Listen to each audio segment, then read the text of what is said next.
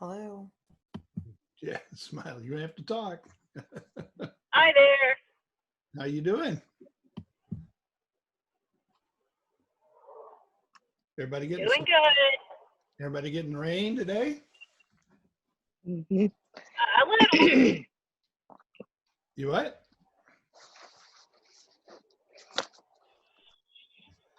What? You get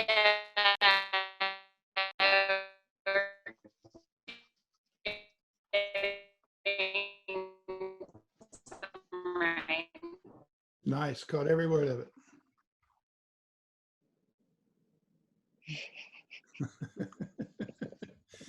All right. Here's my deal tonight. I've got I'm going to show you a PowerPoint here with an agenda, and I've actually got quite a lot of stuff I want to cover with you tonight. So let me show you the agenda. Let's see if I can find that thing. Here it is.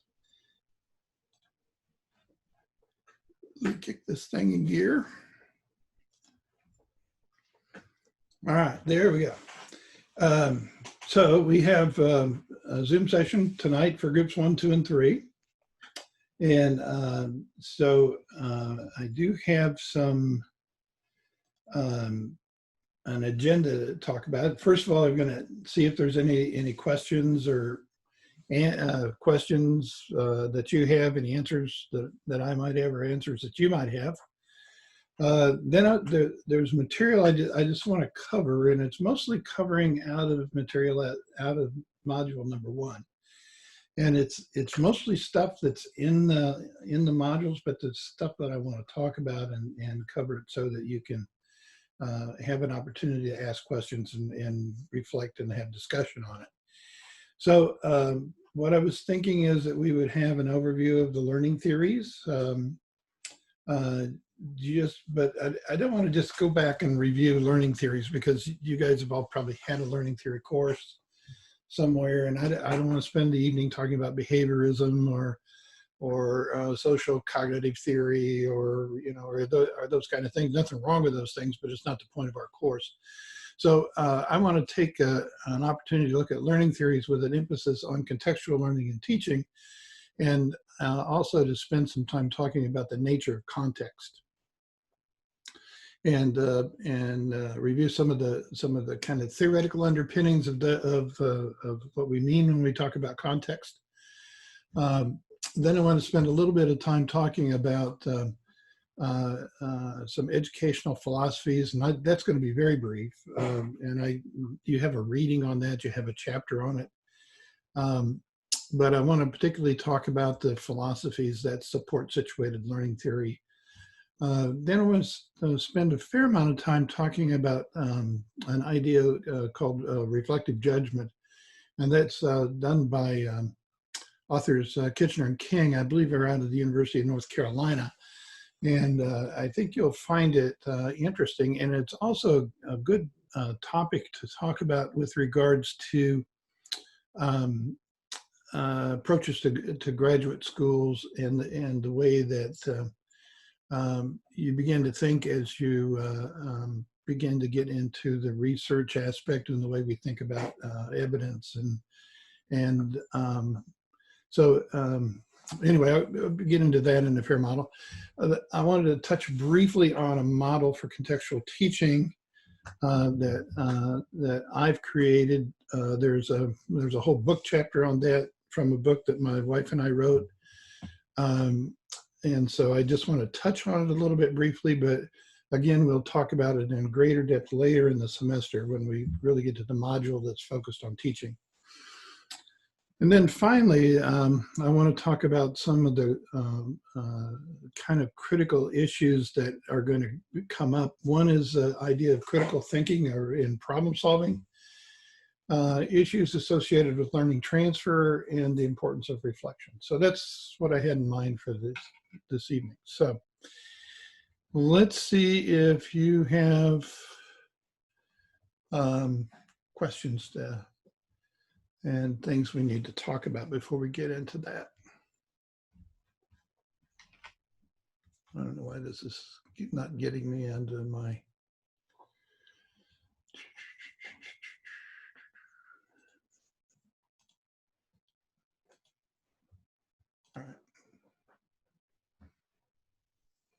Okay. Uh, where am I here? I don't want that. All right. There, I'm hiding things. That's what the deal is here. Stop sharing. Okay. All right. So let me ask you, are there questions that we need to talk about? Amy says no.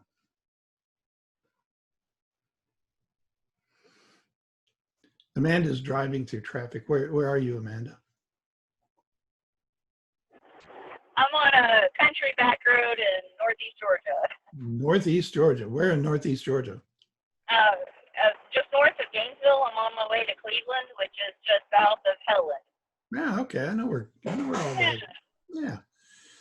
We were just up on the Blue Ridge Parkway. We took a day off last Friday and spent the day on the Blue Ridge Parkway. And Oh yeah, that's so nice, so pretty.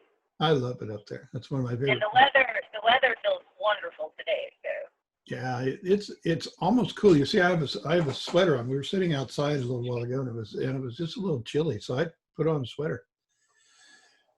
So anyway, Shelley, what's your question? I'm actually good. I don't have a question tonight. No questions. Rachel always has questions. Not right now. I don't have any right now. No. I probably will later, but not right now. Oh, okay. All right. I know. Yeah. Elizabeth, Michaela, Candy. I got nothing. You got nothing.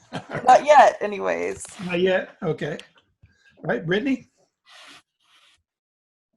No questions just yet. Not just yet. Well, okay. All right. Cammie, you're good, right? Did I ask you if you had anything? No, I don't have anything. I think mine would just be get with my group members eventually. Okay. All right. Should be is your entire group on with us tonight? Have you guys talked? I've talked with Amanda, but I have not talked to the other two. So TikTok, about time, right? All right. So not hearing anything about any other questions, stop me should you have things to ask. I am going to go on and move to the PowerPoint here and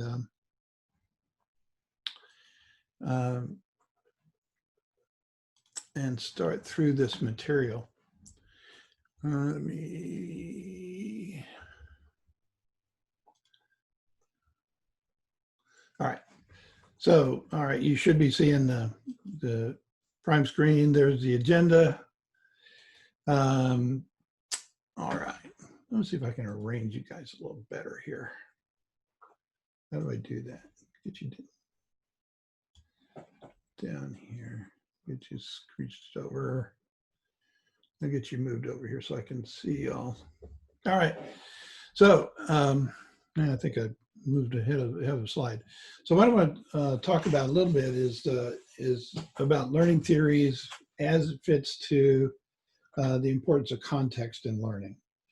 And the first thing I really want to say about this is that all learning has a context. And because we all live in context, but in the particular sense of this class, we want to think about context maybe somewhat differently in that we are thinking about context of making things as real as possible. So let's get through and talk about maybe defining context a little bit. This is a definition of, there's lots of definitions of context. This is one that my wife and I use in our book on professional reasoning. But we define context as an environment, the outside world communicated through our senses. So that means that you engage in context from your sight, from your hearing, your taste, all of the five senses. But it goes more than that, in the sense that it also consists of unconscious assumptions that we absorb growing up, or those things, those ideas that we hold on to that have become convictions, and we gain those things that by osmosis of an engagement, and that becomes a worldview that shapes our sense of reality. Now that's an important thing for us to that shaping our sense of reality is an important way for us to think about context. So I want to actually talk about two theories of context. One is embedded in the book that you're reading, Jean Lave's book, and she has some kind of newish ideas about context in this book over some of the others, and I'll try to talk about those newish ideas as we go along. But she basically sees context as two pieces. One is an arena, a physical space. It's a complex of interaction of economics, of politics, and socially organized ideas. So, what would be an example of an arena in your life? What kind of arenas do you guys live in?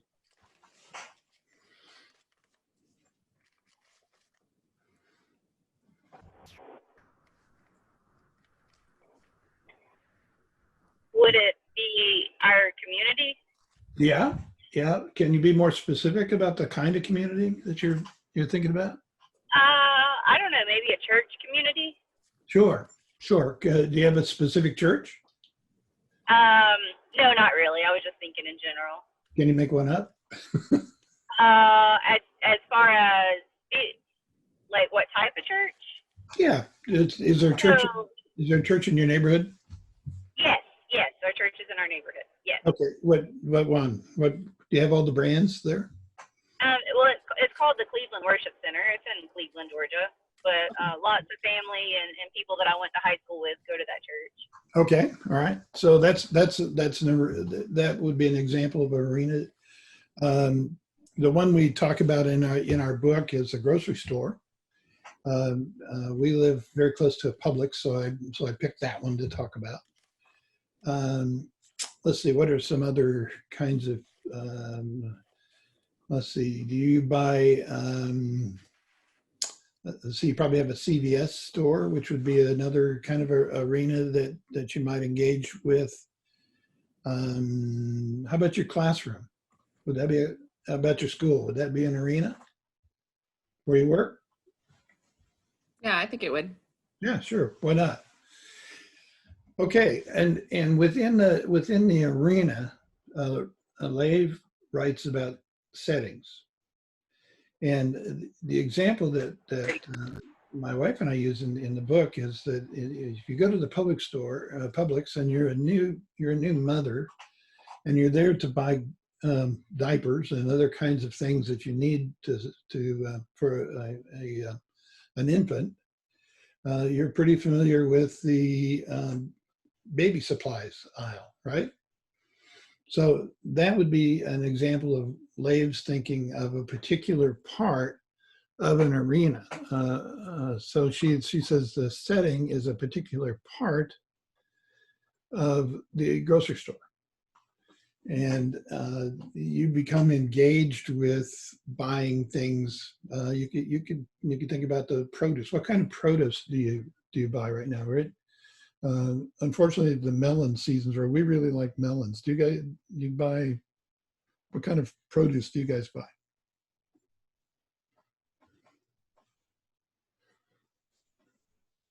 Grapes. What? Grapes. Cantaloupe. Cantaloupe, me too. Yeah. How do you pick out your cantaloupe? One that are not bruised. But it's not bruised. Anybody else have a technique for picking a good cantaloupe? The I smell netting it. should be real tight. The netting should be tight. That little woven outside. Yeah, and I've not heard that one. Does that mean it's a sweeter cantaloupe?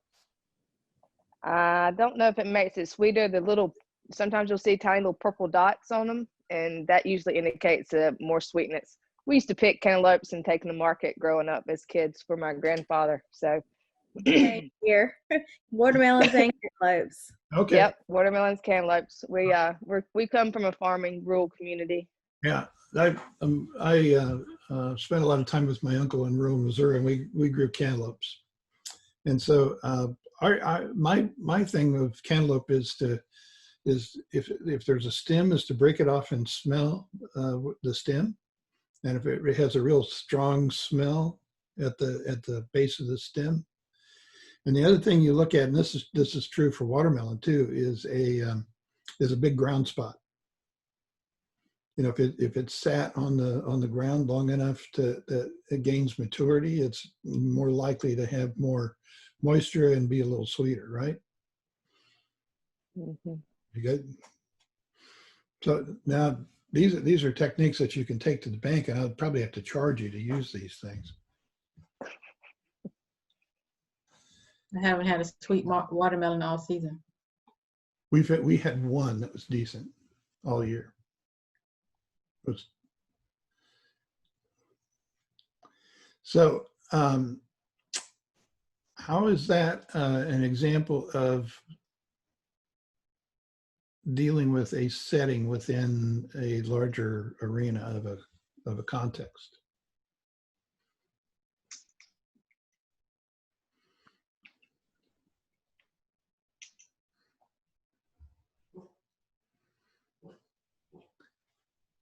Would that not be a tool of an engagement that you would use in a way to accomplish a task in a context of in the arena of a grocery store and in the setting of the produce aisle, and using those techniques to achieve a particular outcome?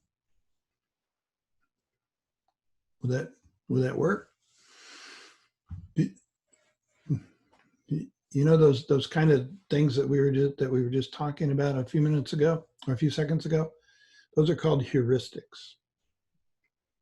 Have you heard the term heuristic before? It's a trick of the trade. And people in various occupations have tricks of the trades. And in a setting, you apply tricks of the trade to accomplish a certain outcome. So as you engage in this arena, you're following back on your prior experiences in the arena to accomplish a task. I'm going to have quite a bit more to say about that in a minute. So that's a simplified version of Lave's situated cognition interpretation of or definition of context. Now, our friend Bronfenbrenner, how do you like that name, Bronfenbrenner? Would you like to have that thing hung on you? It's your life. His view is an ecological view. Now, what is like ecology? What's an ecology?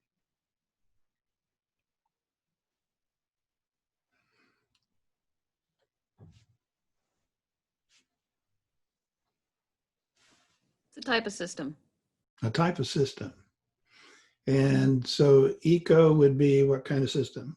An ecosystem, right? So that what would that mean to us as we were looking at Like a life system. as a life system? Okay, that's a good spring into this, because Bronfenbrenner's ecological model is a model of development from childhood to adulthood. And he says that the environment is central to social interaction of human development through a nested of a circle of environmental systems. So he writes that a microsystem is an early childhood expanding their connections from through the development of their intellectual and mental capacities to connect to parents and family and home. And so as they experience the family and home, they are collecting experiences that they grow into, and we'll talk about this in more detail in a minute, but it becomes part of their neurological makeup. becomes part of their experiences.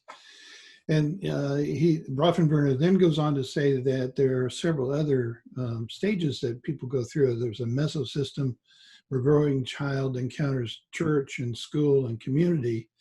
And so they're beginning to have wider and wider connections that it starts at home and gets wider as you go out. So now we're boundary spanning beyond the home into schools and churches and communities.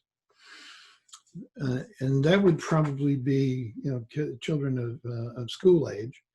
And then as you begin to grow even more and mature even more, you have influences from external things that you may not even have direct connection with. As kids begin to work, they have to pay taxes, so they have connections with the government. If you're as you're beginning to drive a car, you have to have insurance. So those are things that are the rules and the regulations. Maybe things like rules of the road, the traffic things, traffic rules. Then he goes on to talk about the macro system, which are the growing social expectations of culture, religion, maybe even ideology of things, so that you can see that you're expanding as you go out through these systems. And I think I have a reading that has an illustration on it. These are circles within circles, and they just get bigger. And the Corona system are those strong events in life that shape our lives, such as getting married or having a divorce or child rearing or whatever. So those are the things that people experience as they go through life. They accumulate these experiences, and it's the accumulation of those experiences that we use to interpret context. So when you come into a context, you're relying on this whole network of experiences. And through stages of development in Bronfenbrenner's ecological model, and Lev would say the same thing, that you have a setting, that you have different experiences in different settings and different arenas. So they look different on the surface, but they're kind of the same underneath. So there's kind of a bottom line about context. Let me see if I can place you someplace here where I can kind of see you and still do this. That there are a couple of things that I think is important to learning here. Let me see if I can make this go a little differently. Drag you down here. There you go. Our brains are about experiences, and our brains are meaning makers. That's what our brains do. That's how we survive, is that we make meaning of the world. And when we engage in context, our brains engage to make meaning. And that's why sometimes kids don't understand the purpose of schooling, because they're not able to make meaning of the curriculum. Does that make sense? And often kids will say things like, why is this important? Why do I have to spend my time doing this? And if it's decontextualized, you can hear a little dog in the background there. If it's decontextualized, it's harder to make meaning. But as you have experiences, though, those experiences are neurologically wired into our brains. And I'm sure you know the neurology of dendrites and axons and neurotransmitters and all of those kinds of things that go into our brains. But learning is actually, I'm gonna go hang the dog out the window. The learning is actually growing new brain. So, and as we learn things, we grow new dendrites that make connections with axons, and the neurotransmitters fire when we make connections across those dendrites. So those experiences are actually stored in our brains, And so when you encounter a new context, you go back and look at those past experiences, and that helps you interpret the context. So, but it gets even more complicated than that. Complicated is context then is interpreted by those impulse and based on their prior experience. And everybody has unique experiences. And this is the tough part. Everybody's brain is different because we've all had different experiences and they've all gotten wired into our brains in different ways. So my issue or my thinking about this is that teaching is really one of the most difficult jobs there is because everybody's brain is different. So how do you teach everybody the same thing when they're interpreting the context differently? So I like to jokingly say that it's more difficult than brain surgery. And I think that you all ought to be paid the equivalent of a brain surgeon. Don't you agree? Yeah, I do too. Yes. Absolutely. I thought you'd like that one. All right. Okay. So let me stop sharing for just a second, and let me get you an opportunity to ask questions about context.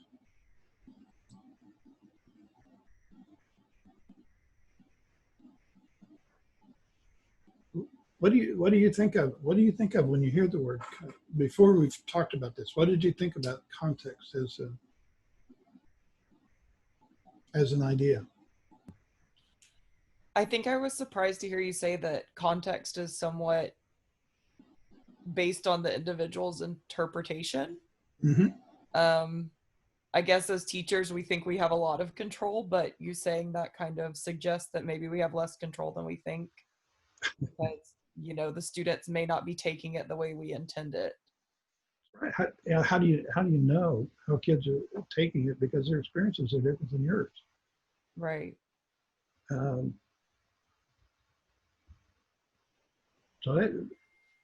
that's one thing that makes it a really difficult job to me. I think like what she was saying is that a lot of it is what is context to one kid or what maybe in context to me may not be like to another student. Exactly the same thing pretty much is based on their environment. It could be completely different. Exactly. Maybe common knowledge for me may not be for someone else. Yeah. Well, and do you all have children? Most of you? Not all of you?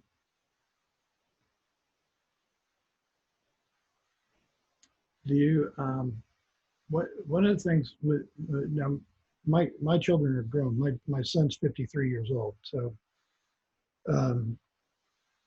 I don't have any recent experience, but when he was a boy, and when his sister is 3 years younger than he is, as parents, we did everything that we could to give those kids experiences.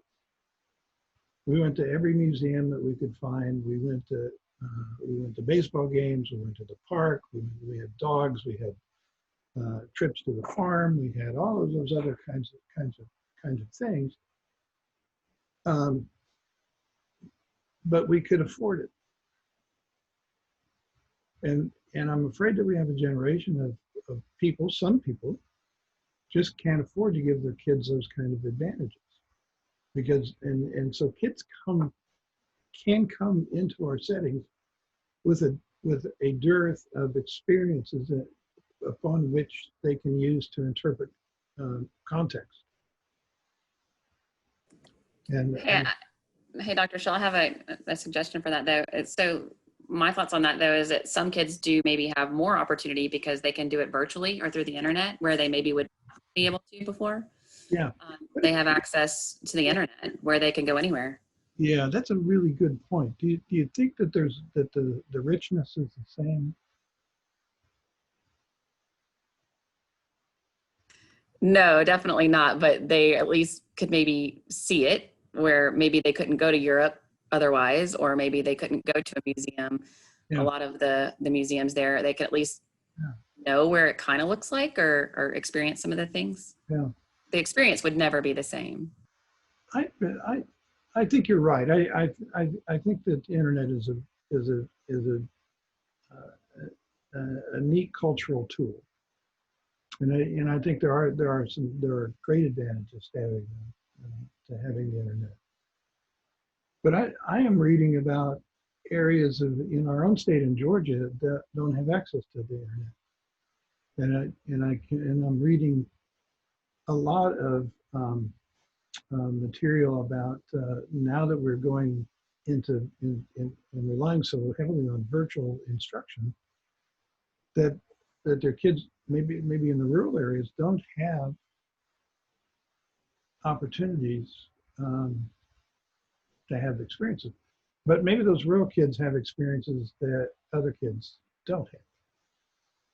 And I grew up in a rural area, and I had a bicycle, and that bicycle gave me a ton of experiences that probably other kids that maybe have lived in the city did, because we went everywhere on those bicycles when we weren't picking tomatoes or picking cantaloupes. All right. So I do think that it's all about your upbringing as well, because like yourself, I grew up in a rural area. The closest Walmart is like 30 miles away. The nearest gas station was like a mom and pop store. It closed at 7, but my parents made it like their business like summer vacations or whatever vacations to take us places to experience it. And I think that's where a lot of students get their experiences from as well, through field trips and interactive activities. So that's their way of being able to get out and go. But however, we already know that those field trips, they are kind of like, field trips are not as fun as they used to be, if you ask me, because we were able to go to a lot of places that we couldn't imagine of going to with these field trips. Mm-hmm. You dropped out there, Priscilla, but I can't hear you. Oh, that was it. I'm sorry. No, you kept talking though. Things I didn't hear you say. No, I was saying that the field trip, I could see where field trips were that part of experience for a lot of students who are not able to go. So like for me, by me working in the area that I work in, which is like in Decatur, which is like a very high poverty area, the students look forward to field trips because that's the only opportunity they get to get out and go and experience things. Yeah.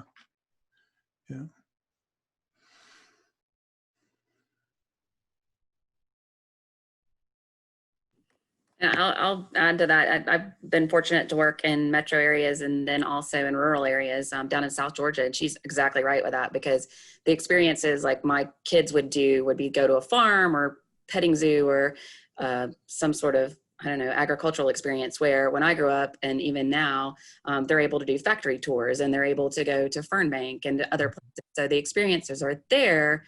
They're just more set for their area, I guess, or maybe jobs in their area, or what the potential is for careers. I don't know. I don't know how. I mean, it's just what they're going. It's just different experiences for each area.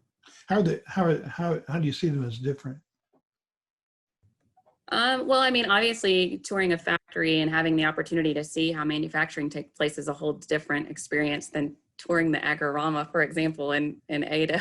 Yeah. Or no, at Tifton, I think. Yeah. Tifton, where it's like an 1800s experience. Mm-hmm.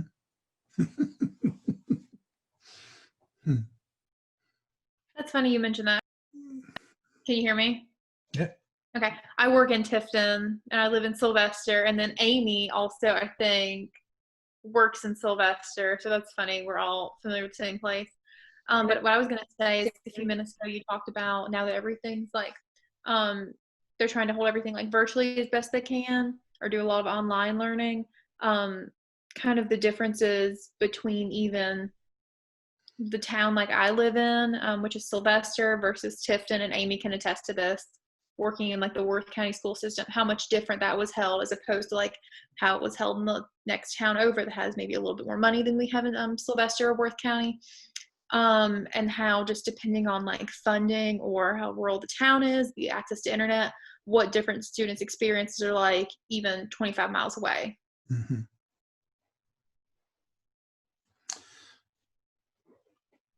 Shelley, you have a thought?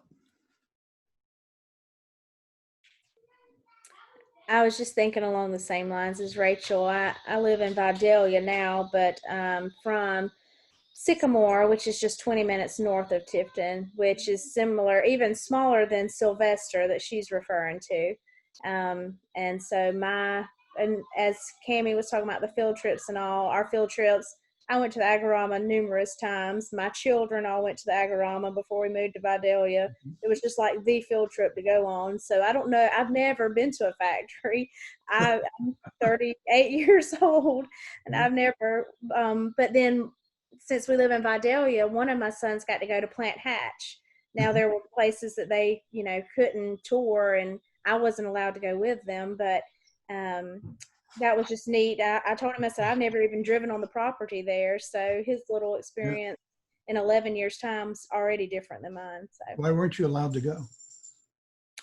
I don't know. It was pre-COVID. It was last school year, but before all the craziness. But they just, I don't know, security reasons or something. They just asked that just the students go. How about that? I have a kind of a anecdote on this too. Okay. I live in North Georgia, in a rural area.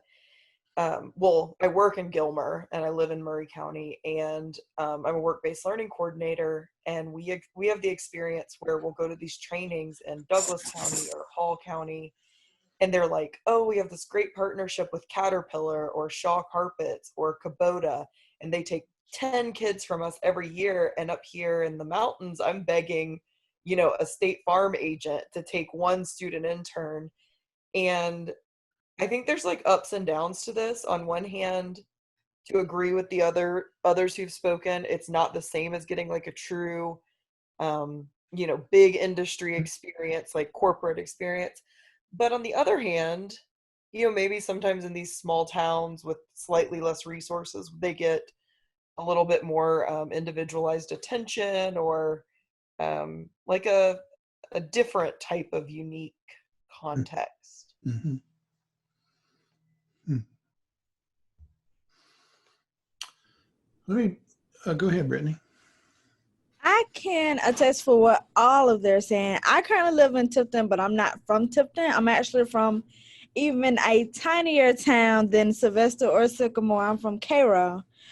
That's so, in Illinois, right? Huh? That's in Illinois, right? No, Cairo, Georgia. Very tiny.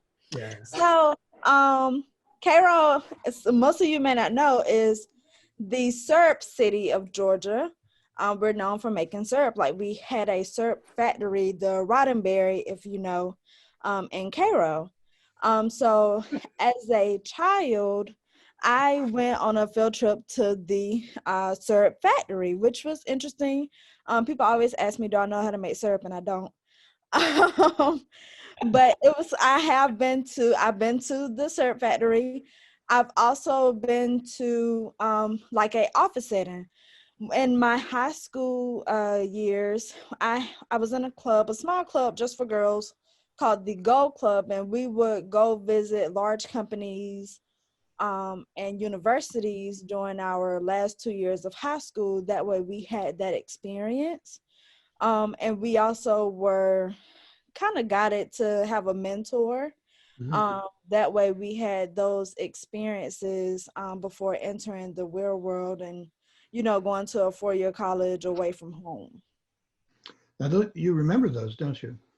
Yeah, I do. And why do you think you remember those? Because I feel like I always have those experiences to go back to when I need to, and then always have those people to connect with when need be. And it's just always been a great resource to have come along in the world. Yeah. Well, I just want to point out the power of what you're saying is that those are the things that stick with you. And those kinds of experiences are the things that stick with kids. And if we want to have engagement with kids, we need to have experiences that have that kind of power in their lives.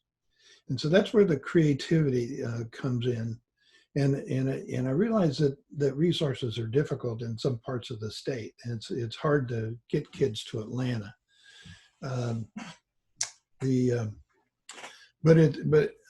to Macon, or wherever. I'm not just trying to say Atlanta's great, because well, anyway. But those are the powerful experiences that we're after, and those are the things that really help people when they come into new contexts. They have old experiences that they can rely on to help interpret new. And so that's really one of the most powerful things about an educational approach like this. If we rest education in the real world, it has a power of engagement, and it gives kids an interest that is an investment in me. Then this really has something that's meaningful for me, that has legs and will carry on. So that's why one reason I really think this is a really powerful educational piece. And I also am fascinated by the complexity of it, though, because when we talk about, when you guys are getting into groups, you're going to be forming communities. So, and everybody in your group is going to have a slightly different perspective on things, right? So you're going to have to kind of work and talk about all of those different perspectives. How are you going to work together? How are you going to make sure that everybody's on the same page? But it means talking. It means communication, and it means that you'll need to compare experiences. I had this experience, and you've had that experience. What's different? What's similar? How's that working? So let's move on, unless you guys have more ideas to talk about here. Kenyatta, what do you think? You just had me thinking about the groups when you were starting talking about that. So okay. I went there for a moment. Okay, all right. Well, we can go there later if you like, and we can spend some time talking about that. All right, so I'm going to go back to my share screen here and pick up my PowerPoint, and I'm going to move us ahead a little bit to this. And this is going to be a very quick touching on educational philosophy, and you may end up with a philosophy class at some point. Educational philosophy, particularly if you're in a doctoral program, you'll probably have a philosophy course. And by the way, a PhD, that P stands for philosophy. So you become a doctor of philosophy. Did you know that? Pretty exciting, don't you think? Oh, here I lost my page, lost my place.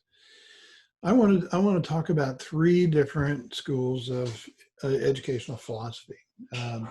And I think I know there's a reading in module 1, which is a chapter out of a book, which a very famous person wrote. And I'll hold the book up. Here's the book, and you'll recognize that the author is very famous, right? And it's chapter 20 out of that book. And we're just going to talk about 3 of about 5 of the most common schools of educational philosophy. If you'll excuse me, it's my wife is talking out here. I'm going to shut the door. So.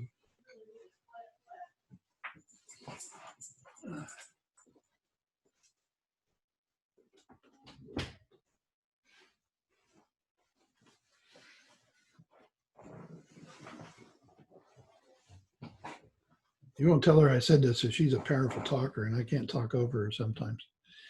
I want to talk about progressivism. Progressivism has an emphasis on programs that promote critical thinking and problem solving. It's a student-centered curriculum.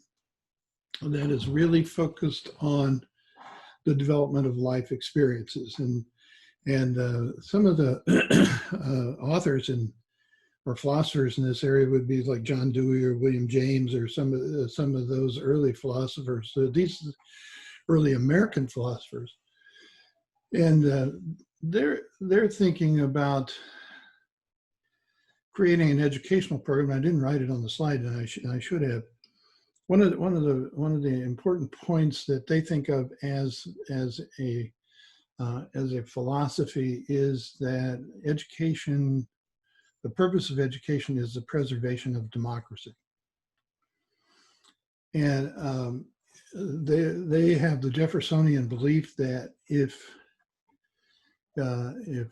we have democracy, it needs to be participative democracy, and to be a fully informed citizen, you need to have literary skills. You need to be able to read and solve problems and engage. And so that is the foundational piece of progressive education.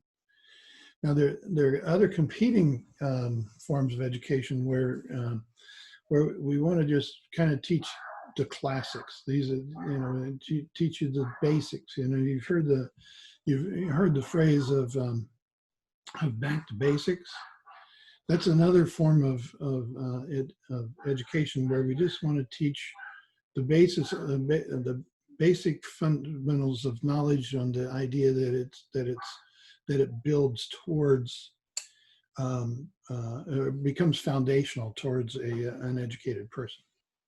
But progressivism is not necessarily associated with let's learn the basics, but let's learn the ideas and emphasis on critical thinking, reasoning, and problem solving. Existentialism. Now, this is going to sound like an odd philosophy to a lot of people. Existentialists believe that the world really has no particular purpose, and that our journey on the earth is to find our own personal truth.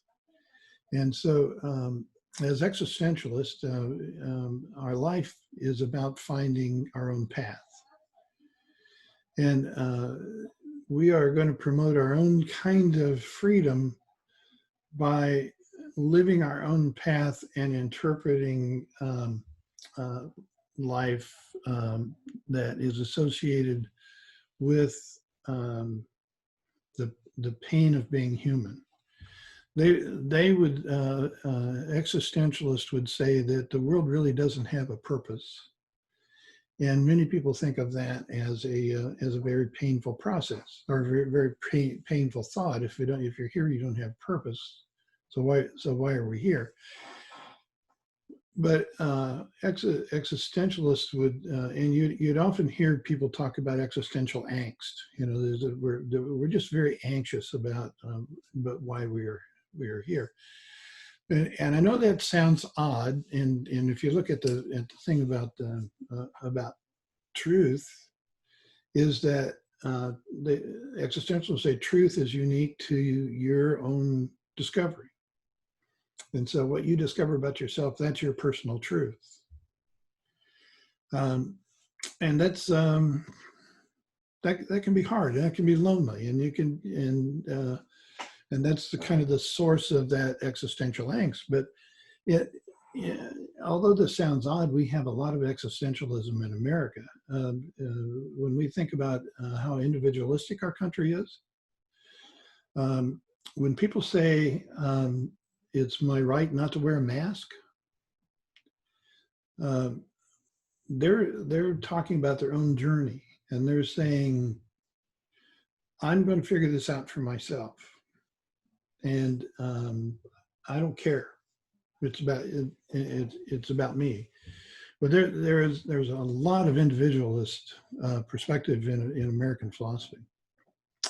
The other thing I wanted to just kind of point out to you, and so that we can, these three philosophies are closely related to situated learning theories, and so that's why I'm talking about these particular three. The Reconstructionists are people actually Reconstructionism can be thought of as kind of a spin-off of progressivism, but with a social justice perspective. I know you've probably heard of critical theory. Critical theory can be categorized into critical race theory, critical feminist theory. Let's see, there'd be dozens of kinds of critical theories, but critical theory has to do with power, who has it and who doesn't have it, and how and the distribution of power. And so, but Reconstructionists are emphasize the equal distribution of social justice, the equal distribution of economic resources. They're based on the principles of equity and equality. And the teaching outcome for many of the Reconstructionist teachers is that they are wanting their students to become social activists. And so you'll find a good deal of this kind of Reconstructionist in current news and in current social trends, and a lot of fighting back against the perceived power structure. So it's that critical theory is about who has the power, and how is the power to be shared. So those are let me go back and kick this thing in. Do you have any questions, thoughts about those particular aspects of educational philosophy as related to situated learning? And do you see a connection between any of those philosophies and the context issue we just talked about?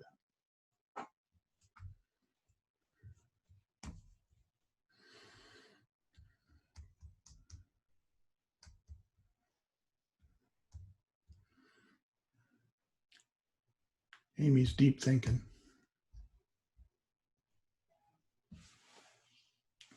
Can't hear you. Unmute. Sorry. I do want to clarify the critical theory. Does that fall under the Reconstructionist? It could. How would you see it fitting there? Well, I didn't necessarily see it fitting. I just kind of lost it in my notes. I'm taking notes as you speak, so I didn't have anything for that, and I made the assumption that that must be where all right, you were headed. So, well, here's a connection that I could think of. If we all have different interpretations of a context, right? Mm-hmm. Some people are going to come into a context and say, the distribution of power in this context is not fair.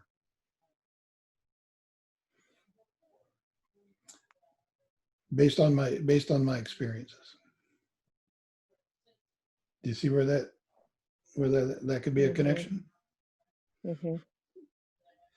And the existential piece could be, okay, I'm coming into this experience and my experiences are different than yours and I don't care about the others. Mm-hmm. Okay. And the progressive would say, okay, I'm coming into this experience and we've all got a problem to solve. So how are we going to solve problems? How are we going to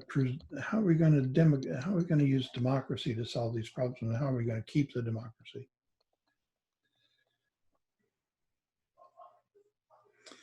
And so progressive education, I think, is really interesting, and I think it's really timely for us to be thinking about now. You think about Franklin, when Franklin was asked what kind of government do we have, he says we have a republic if you can keep it. And so there's, a lot of people are coming into context now and saying democracy is eroding. There's lots of reasons for that, not just politics, but there are a lot of reasons why democracy is eroding. And so the progressives would say that's the most important thing that we have is this democracy, or the most important thing we have is the vote in the Democratic, which is probably where I would see it. And so the way to protect the vote is for us to problem solve and find ways to keep us and democratic and keep things equal. So you can see where Reconstructionists and progressives are pretty close together. Using today's terms, Reconstructionists might be just a bit more radical than the progressives.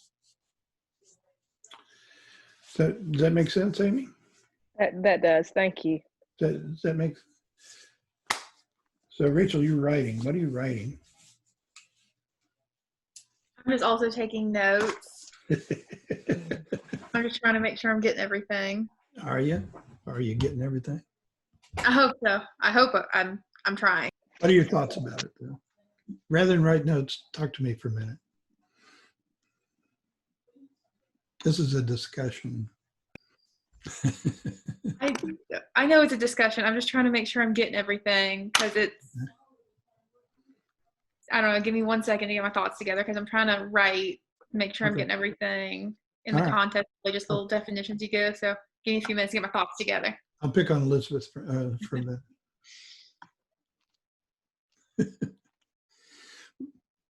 We had a whole class talking about this kind of stuff last summer, right? Yes, but I'm just taking everything in. So I'm just like Googling what you're saying and doing some research on my own. Is it comfortable or is it uncomfortable? It's comfortable. It's comfortable. I like learning. So you're teaching me something new today. So I'm just looking it up to. You know, we could have a whole course on this if you like.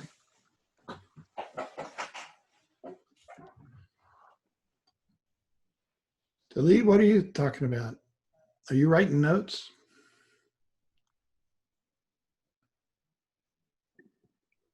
Are you talking about me? Yeah, I'm talking about you. Okay, Leah, but yes, this is definitely new to me too.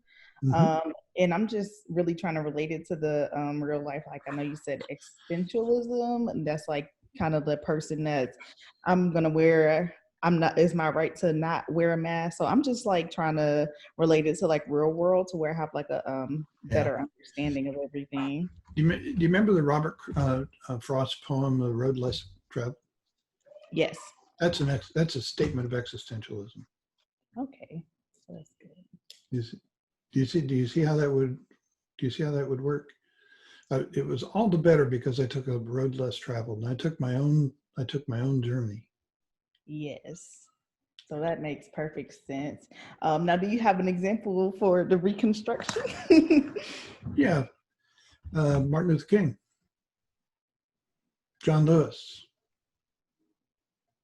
Okay, see, that's how I like to like relate everything, real life examples and everything. So that definitely helps. Yeah.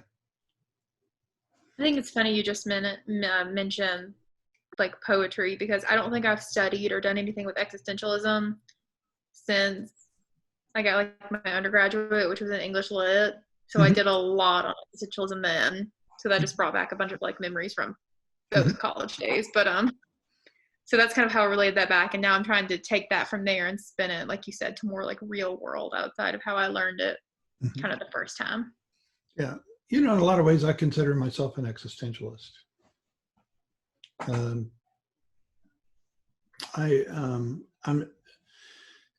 You probably wouldn't know this about me.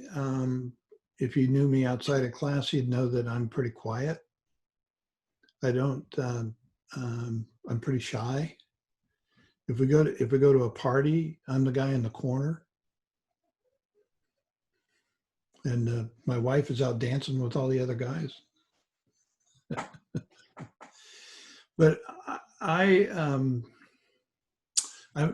artists are often existentialists, and I'm a photographer. I consider myself an artist. I don't take pictures of people. I take pictures of scenes. I interpret nature. And like this background I have today, that's Lake Shasta at Yosemite National Park. And I like the reflection in it because I'm a reflective guy. Does that make sense? Can you see yourself in some of those kinds of things about philosophy? Philosophy is fascinating to me. I just really I really enjoy it. Shelley, you got some thoughts?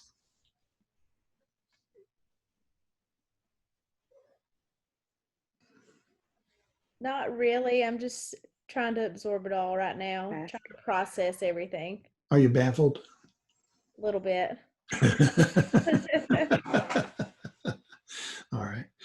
How about I move on to another topic? I'll try to tie all this stuff together when we before the evening is over. I want to talk a little bit about reflective judgment. This is something that I think that is important to you as you're beginning to think about being a graduate student. Now, if you've had classes with me before, you know I'm big on reflection, and I'll be explaining part of that with you a little bit later on. But one of the points of I think one of the most important points of this whole thing of situated learning theory or situated learning practice is that one of the points is that we teach kids to think. We're not interested in how kids, well, I shouldn't say we're not interested in recall. We're less interested in recall of facts, particularly in career and technical education. We're interested in the big picture. How do you do things? How do you solve problems? You know, and so that's I think that's one of the most appealing things about our field is that we get a chance to actually solve real problems that can make a economic and social difference in the world. But I want to talk to us about this thing of reflective judgment. This is the work of Kitchener and King, and they're out of North Carolina, and I think they're retired now. But they've been around a while. So they talk about aspects of reflective judgment, and one of the things they talk about is the structure of the problem that we're thinking about, and the other is the nature of critical thinking and reflective thinking. So critical thinking is a process, it's an inquiry or problem solving, and that's logic based. Now, if I use the word inductive or deductive methods, do you know what I'm talking about? What's the difference between inductive and deductive logic?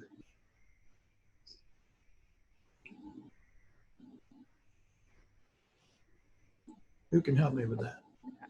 I'm taking a wild guess. Inductive is what you're taking in. Deduct is what you're taking out. Yeah, sort of. Yeah. Inductive is that we're building towards a process, building towards an outcome. And deductive logic is that it's like a detective. You know, we've got the evidence and we're trying to draw a conclusion from the evidence based on logic. Inductive can be logic based as well, but in my research career, I did a lot of grounded theory qualitative research, which was an inductive process that built towards a theory, built towards a framework. And my framework is that framework we're going to talk about situated learning and teaching framework that I'm going to tell you a little bit about in a few minutes. And that was all done with deductive or inductive logic, or a series of qualitative studies that led to the establishment of a framework, a theoretical framework. Now, reflective thinking is thinking that facilitates judgment. It's based on valid criteria. It relies on the use of valid criteria. So how do you know if your criteria is valid? Well, that's part of being a researcher, that you know that when you have something that you can use to base an argument on, you know that it has credibility because it's a well-designed study. So we can talk about that a bit. Also, reflective thinking is self-correcting, because it is, as you think about something, you come to either a conclusion or an association, and you'd say, I think this is right, but later on, if I get better evidence, it's open to interpretation. And reflective thinking is always sensitive to that issue of context. Now, what do we know about context? Context is based on your prior experiences. So it is an interpretive thing, and you're reflecting on something based on how you interpret things because you've had these experiences. That make sense? What do you think, Amanda? I see you're home, by the way. Go ahead and unmute. No, she's giving me a thumbs up. All right. Okay, wait. Okay, there we go. Are you there? Yeah. Okay, sorry. Yeah, go for Gosh, it. I did something to my phone and I could never get the video on or mute. Like, I don't even know what's going on. Okay. I don't There need we go. Okay. So we're all together. All right. So I teach healthcare science. Mm-hmm. And right now we're talking about healthcare delivery systems. Yes. And we're talking about universal healthcare. Mm-hmm. And we talked about, we watched a video about different countries and how they take care of their healthcare. Mm-hmm. And then I made them do a political ad of either their stance for universal healthcare or against. And then we had a debate. Mm-hmm. And this class is a very quiet class, but we actually had some really good conversations. And I could see as the audience or the other class members asked questions, I could see the ones start to question their stances based on new information coming in. Mm-hmm. So it was actually like this whole thinking about thinking, I was really proud of them because you could really see the wheels turning. Yeah. And they could present information based on what they researched, but then someone who's had an experience with having lots of medical bills brought in new information. So it was just a really good information, and it wasn't just me standing up there lecturing. Like, they got involved in it and they were really thinking about it. See how powerful that is? Yeah, it was really fun. It's one of those times as an educator, you're like, yes, they got it. Do it every day. There's no reason that has to be a phenomenon. You can do things like that every day, right? Now, let me ask you a question, though. Can you see the connection to what we were talking about context a while ago, and when we're talking now about reflective thinking being sensitive to context? And think about your kids and how they answered and responded to things, to different answers. Yes, Yeah. it's So how did that? very much related. How did that work? I don't know if I can draw the two together. My brain's kind of shut down for the night. Sure you can. But Sure you can. I mean, they just came in with preconceived notions from what they could draw from their experience. Yeah. Yeah. But then when they were opened up to other context and other people's experience, then that sometimes changed the way they perceive. Mm-hmm. So I guess, I don't know, I'm medically brain driven. So if I have an injury and I'm trained to take care of that injury one way, but then I have new information come in, then I just think it's very, I don't know, I think it's very related to context, and how if the context changes, then your approach changes. It can. And people react to the context based on what they think they know. Yes. Right? Yes, very much. And sometimes we don't know what we don't know, right? Mm-hmm. Do you think that would ever apply to graduate students? Probably. Do you think that would apply? You think that would apply to professors? Yes. I would, yes, everyone, yes, That's right. yes. Yeah, that I think that's an important point to make. The longer I'm around academic, the less I know. Yes. Or the Well, less that comes with age. I think that just comes with, because, you know, when I was a teenager, when I was in college, you know, I just thought I knew so much about whatever, you know, how teenagers are. We just think we know everything. And then, you know, as you get older and you're like, I don't know. And I've come to terms with saying, you know, I don't know, but let's find the answer. Or I just usually go ask my dad. My dad does know everything. Yeah. Well, I want to say two things about what you said. So, I think there's a lot of adults that never grow out of that. True. I know everything. And also,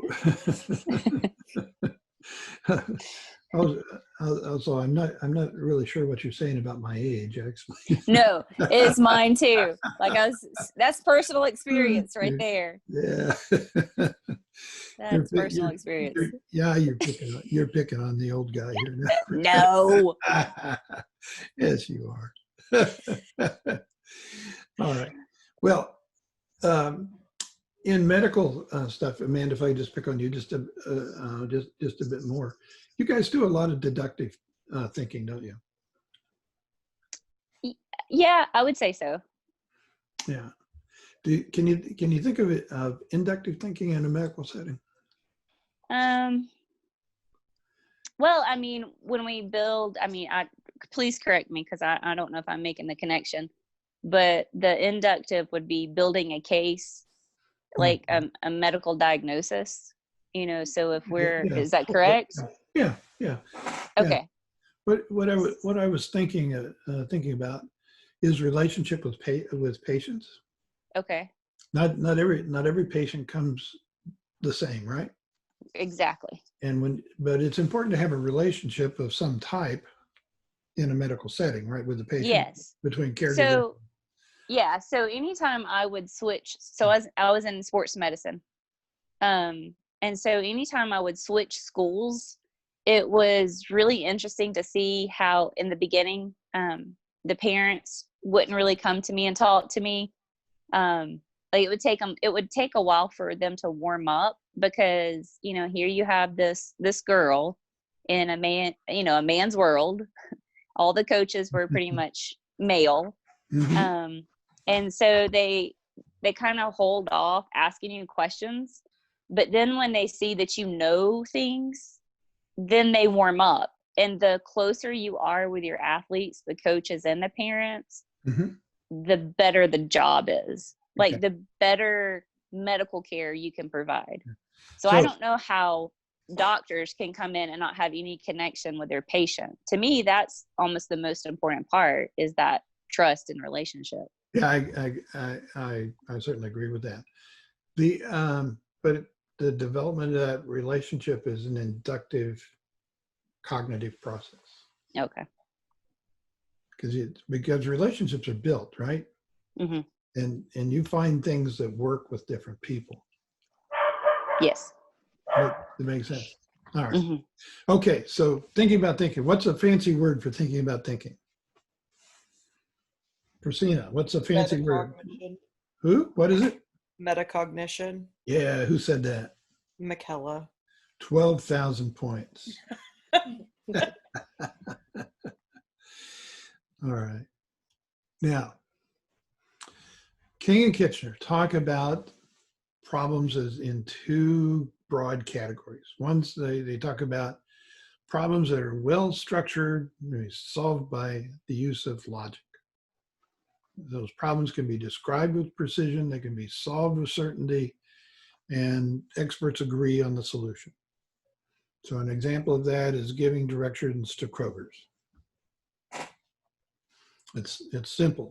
From here you go to Barnett Shoals. You make a left at the make a right at the left, and make a right into the Kroger parking lot. Right. So that's simple. It's logic. Ill-structured problems are problems where outcomes are not known or not known with a great deal of certainty.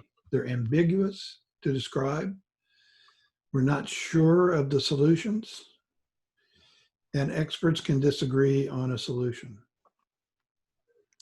And our field of education is full of ill-structured problems. And here's a big one, like reforming public schooling after the COVID.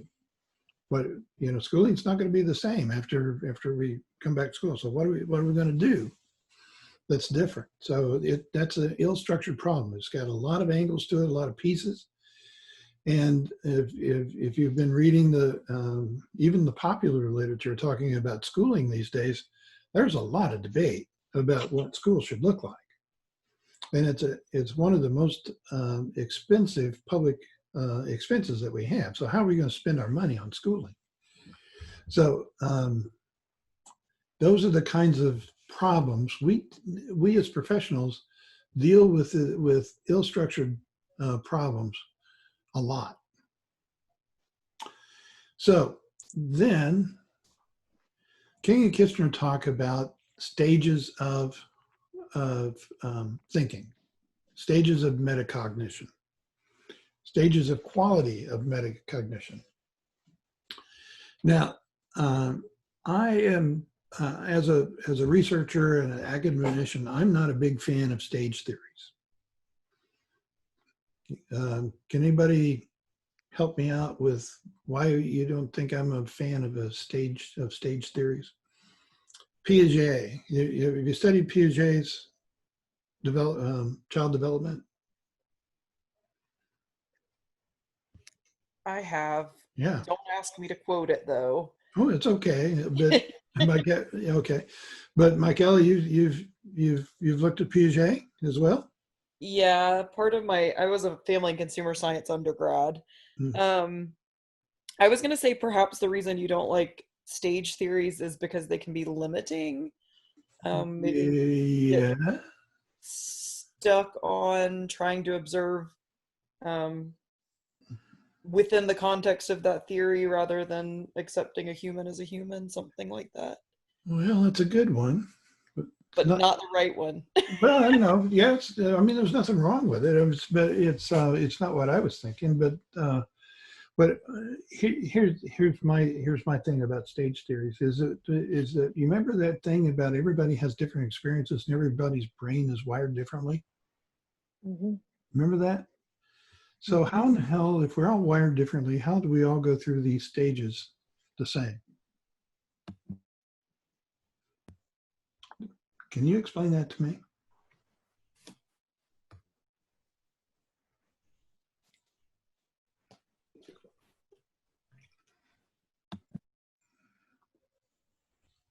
No, I can't explain it either. But in a lot of educational research, we do stages. Piaget does stages.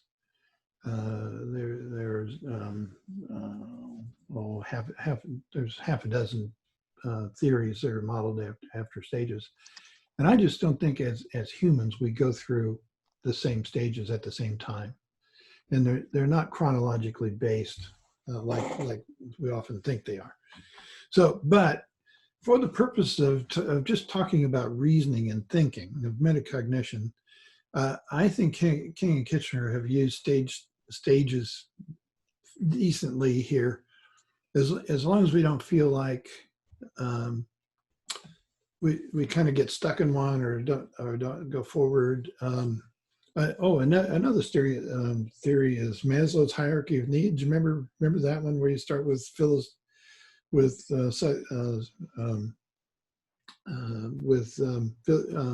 physiological. Yeah, physiological worlds, and you go up and up and up until you come to this self-actualized stage. And so, if some of the old timers are talking about that as it's kind of a one-way progression through these stages. Well, I just think that's horse hockey. Is it? Sometimes you're at that stage of self-development. Sometimes you're not, depending on context. Context is so frigging important to things. And yet they seem to ignore the importance of context when we talk about stages. So anyway, Okay, that's an aside. Nothing. That's not going to be on the test. That's just Dr. Shell being Dr. Shell. All right, but King and Kitchener talk about three phases. Three phases. They talk about pre-reflective thinking, quasi-reflective thinking, and reflective thinking. So if we take their model, as a graduate student, you need to be in stages 4 and 5, and I'm going to show you those stages here in just a minute. So let's do that now. The more advanced stages allow greater differentiation between ill-structured and well-structured problems and allow for more complex and complete data to be integrated into a solution. Oh, complexity. Complexity is going to be an important part of this. All right, pre-reflective thinking stage 1 can be characterized by somebody just saying, oh, I know what I've seen. You can't convince me otherwise. It's just the truth because I know it's the truth. And their epistemology, and the definition of epistemology is what? Knowing what you know, right? It's how do you know what you know? So their view of knowledge or epistemology is assumed to exist absolutely and concretely. It is not understood as an abstraction. But they can justify it by saying it doesn't need any justification since it's an absolute correspondence between what it is and what I believe. Well, that's great. So do you know people like that? I have relatives like that. So pre-reflective thinking stage 2 is, okay, let's introduce some evidence. If it's online, okay, then it's got to be true. It's assumed to be absolutely certain, but maybe not immediately available. But I can look it up. I know there's justification for it. It can be obtained through our senses or from somebody who is an authoritative person. And when you think about justification or evidence, beliefs are unexamined and they're relatively unjustified. And it's true often because someone in authority says so. Right? Just like this class. It's true because I say so. That should bring a laugh. All right. Pre-reflective stage number 3, the last one. When there's evidence that people can give to convince everybody that one way or another, then it will be knowledge. But until then, it's just a guess. Okay, the epistemology is, it's assumed to be certain or temporarily uncertain. Only personal beliefs can be known until absolute knowledge is obtained. Well, it's out there somewhere, we don't know what it is. And the justification is when an answer exists, beliefs are justified by reference to authorities' views, or when they're uncertain, beliefs are defended because it's my opinion. All right, so pre-reflective stage 3. Now let's move to let's move up to the stage where we're going to be talking about quasi, Q-U-A-Z. I'm sorry about the misspelling. I'd be more inclined to believe evolution if they had proof. It's like the pyramids. I don't think they will ever know. Who are you going to ask? Well, the epistemology is that uncertain and claims are idiosyncratic to the individuals, since situational variables dictate that knowing involves an element of ambiguity. Ambiguity is not a bad thing always. But until we have evidence that's giving reasons, using good evidence, that the arguments and the choice of evidence are idiosyncratic. If it's just like the pyramids are there, but we don't know exactly how they got there. And so we can't really generate a good answer as to how it's done. So in lack of a good answer, it's just idiosyncratic. It's just about the individual opinions and based on some kind of scientific evidence from time to time. Now, stage 5, where people think differently and so they attack the problem differently. Remember people's brains are wired differently, right? So other theories could be as good as mine, but based on different evidence. So again, evidence is playing a more important role here. It's contextual, it's subjective, since it is filtered through a person's perceptions for critical judgment. Now we're using our perception of prior knowledge, but it's justified with a particular context by means of the rules of inquiry for the context and by context-specific interpretations of evidence.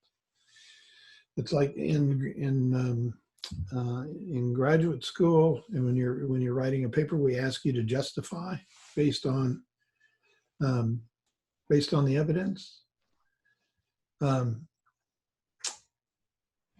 Right. So it's getting late. I see Amy looking at her watch there, so I'm gonna speed up. I'm gonna talk about stage 6. No, I was that's just right. telling my youngest daughter she needed to get in the shower. Sorry about that. No, it's okay. It's time for me to wrap up. I'm talking too much here. Okay, in stage 6, and these are the places where we want you to be as a graduate student. It's very difficult in this life to be sure. There are degrees of sureness. You come to a point at which you're sure enough for a personal stance on an issue. It's constructed, your knowledge is constructed into individual conclusions about ill-structured problems on the basis of information from a variety of sources. And comparing evidence and opinion from different perspectives on an issue across different contexts by constructing solution of evidence by criteria such as the weight of the evidence, and you could say the quality of the evidence. How often is that solution found? And is it pragmatic? 7 is the last of their stages. One can judge an argument by, well, how thought out the positions are. What kinds of reasoning and evidence are used to support it, and how consistent the way one argues on this topic is compared with other topics. The epistemology is the view of knowledge. The outcome of the process is a reasonable inquiry with solutions to ill-structured problems are constructed. Solutions are evaluated in terms of what most reasonable and probable according to current evidence. And evidence is reevaluated. But the beliefs are justified in probabilistically, that means statistically, basically, the most probable answer on the basis of a variety of interpretive considerations, such as the weight of the evidence, the consequences of alternative judgments, and the interrelationship of factors. These, my friends, these information right in here is what makes up a good graduate paper. You remember last semester, 3 or 4 of you were in my class, and I kept asking you to justify things, and people kept saying my prior experiences are these and these and these, and I kept saying, but that's great, but what does the literature say, and how do your prior experiences fit with the literature? Do you remember me saying that? That's what I have in mind. How can you take those prior experiences and your in-depth digging into the knowledge and look at the evidence to support an opinion and say, okay, now I have enough evidence that I am becoming probabilistically convinced. It's most likely to be that, because here's the evidence. And the weight of the evidence means the quality of the evidence. When you look at a research article, is it a good research article? Is the design of the research appropriate for the topic, for the problem? has it been, is the population sufficient for drawing a conclusion? Have they used the right statistical procedure? Have they drawn the right inferences from the statistical outcomes? So what's the quality of the evidence that you looked at? And you can ask the same questions about quantitative. How good is the qualitative research? How well designed is it? All right, now with that, I'm going to stop and we're going to wrap up in about 5 minutes here, because I'm not going to get through the rest of this stuff. But everything that we've talked about tonight is in Module 1, which is an overview of the entire class.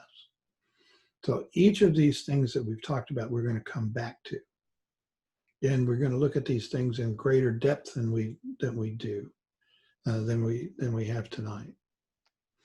But the material is there for you, but the material I put in the class is a tickler, and if things find of interest to you that you're going to bear into your project with it, I expect you to go deeper, and I expect you to use reflective thinking in the design of your projects. One of the things on the rubric, if you read the rubric on the assignment, one of the things is how good is your evidence. Remember that? It's there. All right.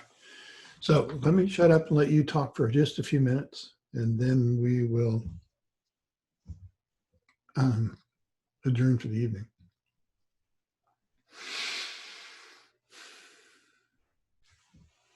I'm going to drink my Kool-Aid. You know the way they say about drinking the Kool-Aid?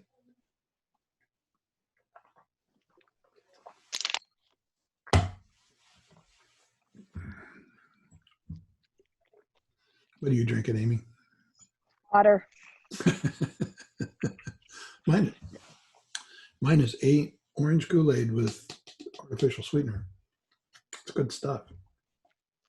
As soon as I sign off, I'm going to put some gin in it. All right. So what do you think about all this stuff?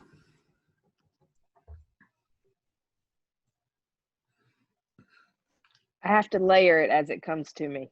It's it all makes sense in and of itself, but then trying to wrap my head around the whole concept can be a bit overwhelming. So I've got to ponder it and come back to it and ponder it and reevaluate, look at it from this way, you know. But it's very interesting. I do enjoy these type of conversations. They get the wheels turning and they stretch your mind. Good.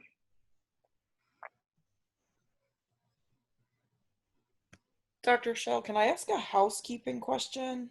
In a minute. Okay.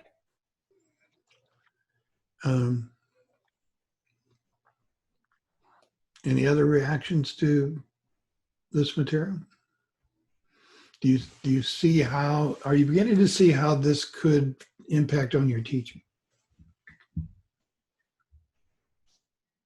Mm-hmm.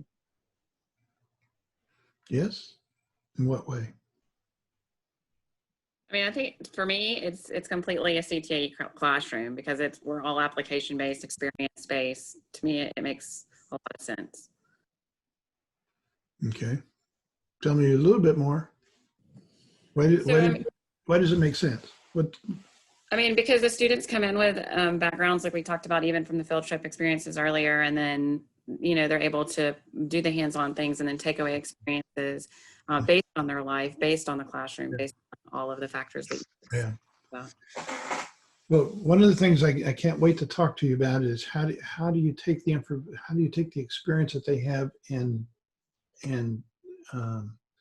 what do they say when a spy comes in and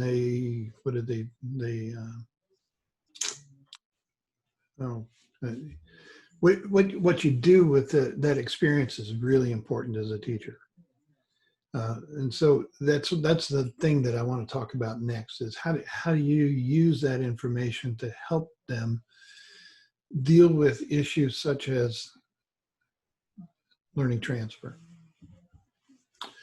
And very briefly, learning transfer is a critical issue because kids, adults, you guys, humans don't transfer learned information from one context to another very often. So one of the difficulties that we have is that if we talk about things in the classroom and then we go have experiences is getting that information to go from the classroom to the real world and from the real world back to the classroom. That's a tough issue. And there's just tons of research to say that it just doesn't happen that frequently that kids use information in multiple settings. But we so depend on it. We make assumptions as teachers that kids are going to use that information across a variety of settings, and it just doesn't work that way. So we've got to, as teachers, we've got to use those experiences in constructive ways to create affordances for talking about multiple ways you're going to use a particular bit of information. Does that make sense? I'm just showing some CASA Oh. where your space is. Oh, okay. My wife's on the phone with our granddaughter who's away in her freshman year of college, so she's showing her where Papa hangs out on Tuesday nights. Can I ask a question? Please do. My mind's trying to relate all of this into our group projects because we all, I would assume all of the group members, I mean, we've met a couple of times or we've emailed each other, but I haven't dug into, what their pathways are, programs and stuff. So we're coming from different backgrounds, different experience, different contexts. Mm-hmm. How do we choose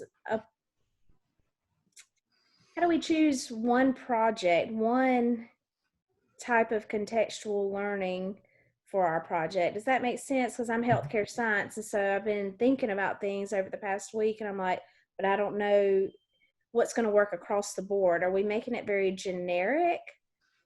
Does that make sense? Mm-hmm. Like playing into what we talked about tonight into our project. Well, you'll have to agree on a focus, and that's gonna take somebody in the group that will probably have to step up and say, "Here's some leadership," and this is where we're going to go, because we often have groups like this at very tentative positions where people want to hang back and not take a position. But so somebody's probably going to have to say that this is what we're doing. We have a deadline of September 26th, and let's get her done. So it's okay if it's not necessarily applicable to healthcare science, as long as it's applicable to an education classroom. It's okay with me if it's okay with you. Okay.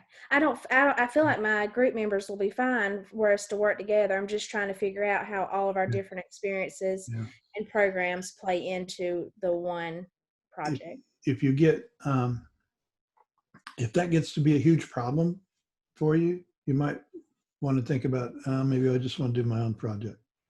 Okay. But otherwise, it's going to be you're going to have to find a way for a group to solve a problem as a group, as a community of learners. Okay, I just wanted that clarification. Okay. Okay, thank you. Michaela, do you want to ask your question now? I actually think I figured it out. I was confused where to find the rubric because I didn't see that it was. I thought it was going to be its own document, but I see now that it's at the bottom of the semester long assignment link. Yeah, and pay attention to that rubric as you develop your procedure, because that's what I'm going to be looking for when I do assessment. Okay. Okay. That makes sense. Yes, definitely. Rachel, what's on your mind, kiddo? I think I'm in Shelly's group, and I think what she's basically trying to say is you're not going to go back and like count against us if the project is not necessarily like related to our field specifically because like I've told you 1,000 times, I don't have class. I work at student affairs. Yeah. So obviously I'll kind of have to rely on another group member to like actually like administer whatever we're going to do and like work with their class or their students. But then obviously I can help with like the research and all that. Yeah. But I think that's just what she was trying to clarify. Yeah. Well, that's fine. And you're good. The one thing I don't do is hold things against you. I just don't do that. We're in this together, and what we're trying to do is just maximize putting these ideas to work in some way that you can learn from it.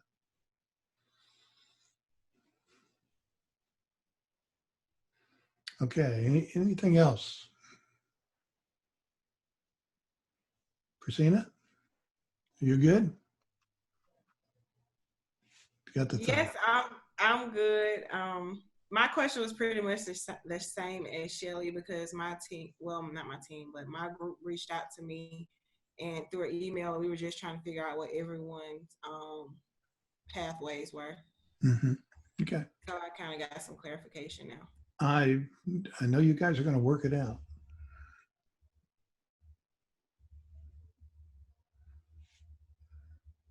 Lee, are you good? Kara? I'm good. Yeah, I'm good. You're good too? All right. All right. Well, folks, has this been helpful tonight? Let me ask this. Did you get stuff that you didn't get from the reading and from the module tonight? I did. It was helpful to have the explanations and connections. Okay. All right. Yeah, I think anytime you can kind of like, I've told you this, I like to talk things out, and I think anytime you can kind of explain it and like talk through it, that's always helpful as opposed to just, because sometimes the reading's kind of dense, and so I read it a few times and I still don't quite like grasp it like I'd like to, so being able to like talk it out and ask questions is really helpful. Good. Kenyatta, how about yourself? You doing all right?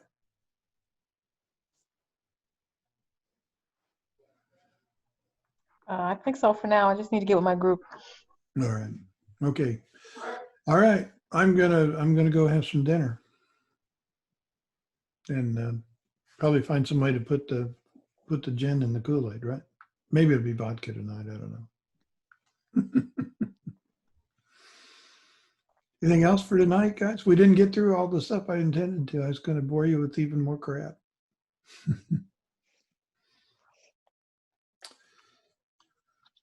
All right. You guys know how to get in touch with me if you have questions, okay? Don't let issues fester. Give me a call or send me a text or send me an email, but don't let issues fester. We don't have time for that. Okay? Amanda, go get some sleep, Amanda. Good night. All right, thank you. Good night. Y'all have a good night. All right. Good night, folks.